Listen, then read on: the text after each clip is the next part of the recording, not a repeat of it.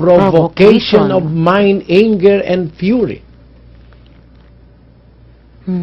See that? Yes, Brother Eli. He was provoked to anger and wrath. By these Why? Israelites.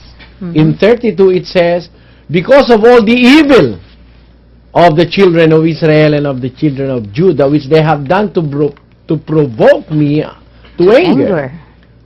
Which are these people? Their kings, you see, there are those kings who are not righteous, who ruled Israel. Their princes, their priests, their prophets, and the men of Judah and the inhabitants of Jerusalem. What did they do? 33. And they have turned unto me the back, and not the face. You see that? They have turned unto me the back and not the face. There came a time where they do not, they are not anymore listening to God. They do not want to face God anymore. They have turned their face from God, and they have turned their back unto God. You see? Yes, Meaning they have departed from God. from God. They have neglected His statutes and judgment. They did not anymore follow God. What happened next? Let us read from Chronicles chapter 15 verse 3. It says, Now for a long season Israel hath been without the true God, and without a teaching priest, and without law. You see, they may have priests, but it is not a teaching priest, Sister Luz. What kind of priest was left to Israel? Their priests and their leaders are already, may we say, self-centered. They are now anymore. They are not anymore with a teaching priest. They are without law, and for a long season have been without the true God. They have worshipped other gods. It is because of the iniquities of their leaders, Sister Luz. They do not have a teaching priest. What their priests are minding or are doing are their self-interest and the enrichment of themselves. Let us prove that. In the book of Ezekiel chapter 34, verses 2 up to 5, it says, Son of man, prophesy against the shepherds of Israel. Prophesy and say unto them, Thus saith the Lord God unto the shepherds, Woe be to the shepherds of Israel that do feed themselves. Should not the shepherds feed the flock? You see what happened, Sister Luz? Yes, The priests, the shepherds, feed themselves and not the flock. Should not the shepherds feed the flock? You see, they feed themselves. They are enriching themselves. They are enjoying life without holiness, Sister Luz. Yes. They have not cared for the flock. What did they do? Ye eat the fat, and ye clothe you with the wool. Ye kill them that are fed, but ye feed not the flock. You see, they do not feed the flock anymore.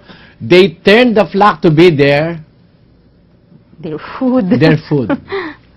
The sheep are not anymore being taken care of by the shepherds, but the sheep's lives were laid down for the shepherds. It is the other way, sisters. Yes, It's the opposite that happened. The will of God is for the shepherd to lay down his life for the sheep, as our Lord Jesus Christ said in the book of John. The shepherd must feed the flock, but it is the opposite that happened already.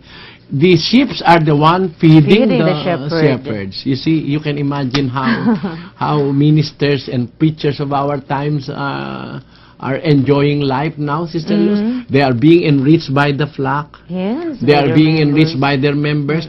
They collect contributions, tithes, and offerings from poor people, and the ministers are already dwelling in luxurious houses using luxurious cars. They are in mansions, in palaces, but still they are collecting contributions from members who poor. are in the squatters area Yes. or along the river banks. Those people who do not have anything in life, they are the ones being obliged to pay tithes.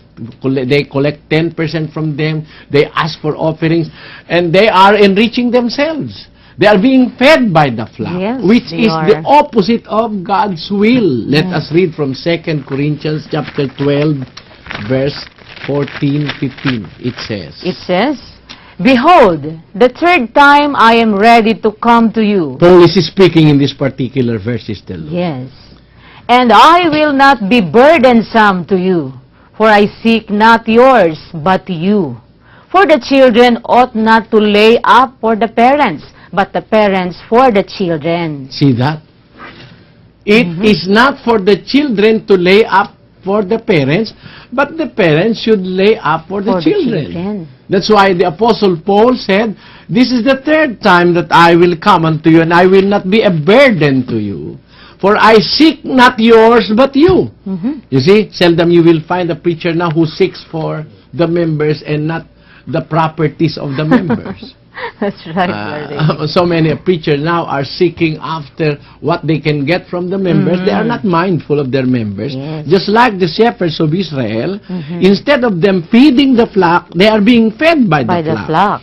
Instead of the parents laying down for their children are the ones laying down for the parents. They are enriching their pastors. You see, just the opposite of God's will happened during the time of Israel, and much more in our times.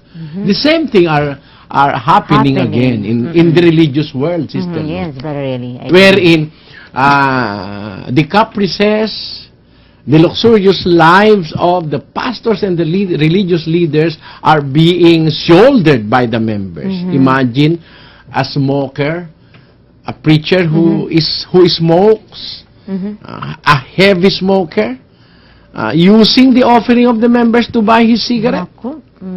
Using the hard-earned money of the members to enjoy luxuries in life, and buying the best car that is available, with luxury and everything being taken from the hardships, the hard toils of the members.